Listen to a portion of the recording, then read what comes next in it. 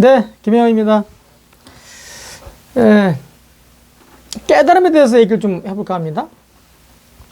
일반적으로 깨달음은 공부를 좀 많이 한 사람들, 공부를 좀 많이 하면 깨달음이 많을 것이다. 깨달음의 정도가 높을 것이다. 가방끈이 길면 깨달음의 정도가 좀 높을 것이다. 크게 깨달음을 얻을 것이다. 뭐 이런 생각들을 하잖아요.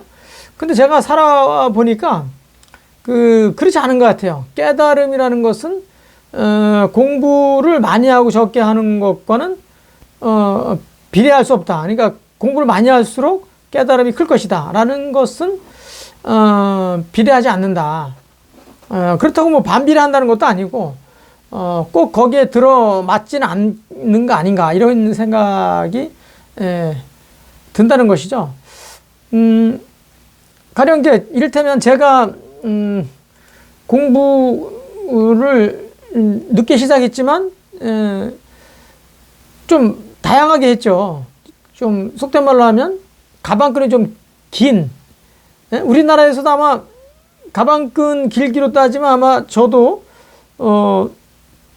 손가락에 좀 꼽지 않을까라고 할 정도로 다양하게 공부를 했어요. 제가 중고등학교 검정고시를 해서 그거 좀 빼고는 우리 성균관대학에서 유교철학을 전공해서 3년 조기 졸업을 하고 또 일반대학원 석사, 일반대학원 또 박사를 했고 그리고 국민대 정치대학원 가서 또 석사 과정을 했고 성균관대 국가전략대학원에 가서 또 국가경영이라는 것을 전공해서 뭐 이거 석사 받지는 못했지만 석사를 좀 했고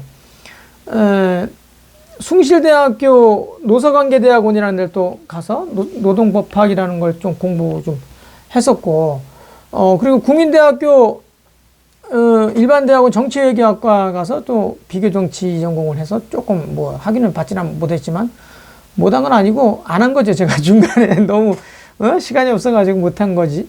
아무튼 국민대 일반 정예과 박사과정을 좀 했고 또 대전대학교의 일반대학원 동양철학 전공을 해서 또 거기도 좀 다녔고 수원대 사회복지대학원에서 사회복지 전공해서 또 석사를 받았고 동국대 불교대학원에 가서 또 선학 전공을 해서 석사를 하나 받았고 동방대학원 가서 문화정보학 경제전략학 전공을 해서 또 박사 하나 받았고 그리고 과거에 우리 수원시에서 위탁교육 한다고 그래서 장안대에 가서 영어과를 다녀가지고 또 2년을 공부를 했고 성균관 한림원 가서 좀 공부 좀 했고 뭐 이렇게 따져보면 제가 학위도 여러 개 받았고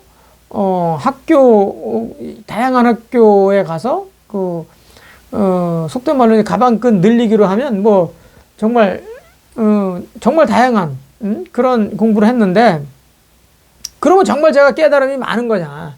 이 깨달음이 사실은 거꾸로 생각해 보면 깨달음이 제대로 없으니까 제대로 큰 깨달음을 얻지 못하다 보니까 그 큰 깨달음을 얻기 위해서 이렇게 다양하게 공부를 한 거 아닌가. 제가 거꾸로 생각을 해보면 그런 거라는 거죠. 그러니까 이 속된 생각으로 보통 이제 공부를 많이 하면 깨달음이 많을 것이고 클 것이다. 또 가방끈이 길면 깨달음이 좀 크지 않을까. 대체로 이제 그런 생각들을 많이 하는데 그거 같지는 않다. 제가 사회생활을 남들보다 엄청 일찍 시작했잖아요. 그러니까 13살부터 시작했으니까 굉장히 빠르게 사회생활을 했고 그런 이제 과정에서 어마무시한 사람들을 많이 봤잖아요. 근데 그런 수많은 사람들을 봤을 때 가방끈이 길지 않음에도 불구하고 이 깨달음을 크게 얻어가지고 정말 수십 년 동안 철학 공부해가지고 얻은 그런 깨달음을 그 사람들이 이미 알고 있는 사람도 제가 여러 명 봤고 또 학위를 철학 박사 학위를 받았지만 제가 봤을 때 너무나 무식한 그런 학자들도 봤어요. 그러니까 공부로 따지면 굉장하잖아요. 근데 아니 그 얘기를 해보고 이렇게 생각하는 것들 이렇게 보면 너무나 말도 안 되는 사람이 있는가 하면 분명히 학교 뭐 가방끈 뭐 공부 이런 거하고는 굉장히 거리가 있는 사람인데도 불구하고 엄청난 그 깨달음을 얻어가지고 잘 사는 사람들 제가 또 많이 봤기 때문에 비례하지 않는다 라는 것을 제가 감히 말씀드릴 수 있다. 우리가 실존주의 철학자들이 주장하는 것들 중에 하나가 이제 직업을 많이 선택하는 그런 이유도 어떻게 보면 더 좋은 직업, 더 자기가 만족하는 직업을 찾으려다 보니까 그만두고 또 새로운 직업을 또 선택하게 되고 또 마음에 안 들면 또 다시 포기하고 또 다른 직업을 선택하는 것처럼 공부도 비슷한 어떤 패턴을 갖고 있어요. 그러니까 자기가 공부를 이거 공부해갖고 뭔가 내가 만족을 하고 얻고 깨달음을 크게 얻어가지고 지속한다고 하는 생각을 가지고 시작하지만 해보면 그런 사람도 있겠지만 그렇지 않은 사람들이 또 많더라. 그래서 또 다시 공부하고 또 이것도 좀 건드려보고 저것도 건드려보는 거 아닌가. 저도 직업을 공직생활 외에 또 한 20여 년간 사회생활 하면서 다양하게 해봤잖아요. 그것도 비슷한 게 있더라. 가령 우리가 동물들의 삶을 한번 볼까요? 동물들의 삶을 하나 이게 잠깐 몇 가지 보면 누에고치가 있잖아요. 누에가 이게 이렇게 뽕잎을 먹고 이게 성장하지 않습니까? 그러다가 일정한 시간이 되면 어떻습니까? 일정한 시간이 되면 이제 입에서 이제 실을 막 내가지고 고치를 이제 만들잖아요. 그래서 고치 속에서 엄청난 어떤 변태 과정을 거치죠. 변태 과정을 거쳐가지고 완전히 성숙돼가지고 변태하면 어떻습니까? 구멍을 뚫고 나와가지고 훅 날아가지 않습니까? 자기가 뽕잎을 먹고 고치를 만들어서 어마무시한 어떤 변태 과정을 거쳐가지고 뚫고 나가서 날아가 버리잖아요. 그냥 고치를 버리고 가는 거예요. 그냥 고치를 버리고 가는 거지 고치를 다 찾지는 않아요. 병아리가 어떻습니까? 병아리가 그냥 되는 게 아니죠.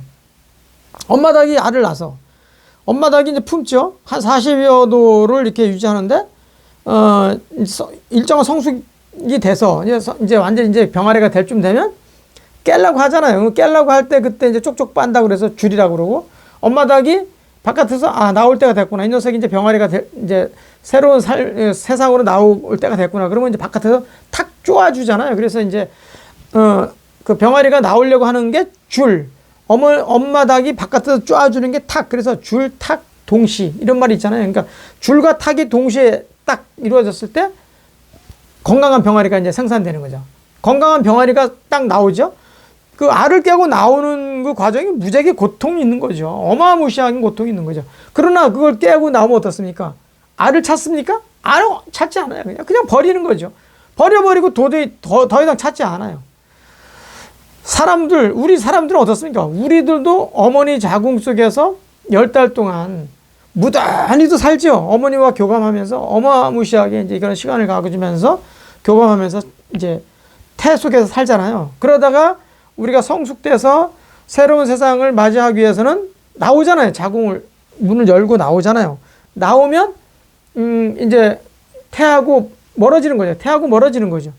태를 버리잖아요. 물론 뭐 아주 귀한 사람들은 또 그 태를 또 따로 모시고 이렇게 하기도 하지만 아무튼 태 속에서 어머니와 교감하면서 우리가 자랐지만 나와서 어떻습니까?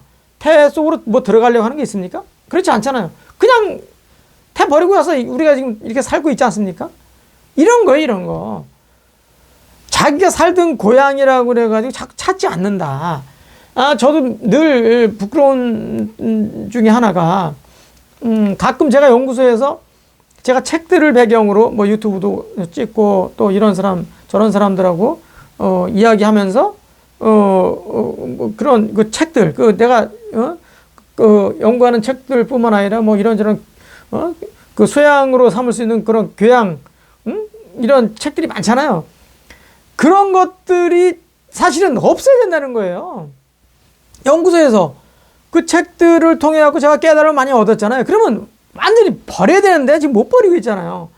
깨달음이 왔다가 또 조금 있으면 이제 망각하다 보면 또 잊어버리잖아요. 그래서 이제 책들을 버려버리고, 아, 이제 그 생각을 또 잊어버려갖고 책을 또 찾고.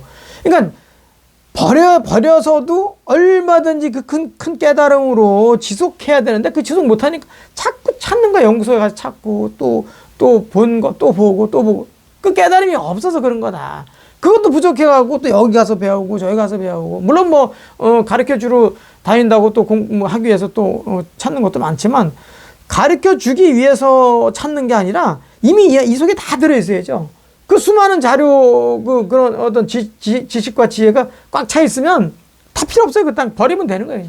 그리고 그냥 유의자적 하면서, 가르쳐 줄 거 있으면 그냥 말만 해도 척척척 그냥 사람들한테 깨달음을 줄 수 있는 그 정도가 돼야 되는데 그게 안 되니까 자꾸 그 연구소에서 처박혀 있는 거거든요. 그러니까 깨달음이라는 게 그런 거다.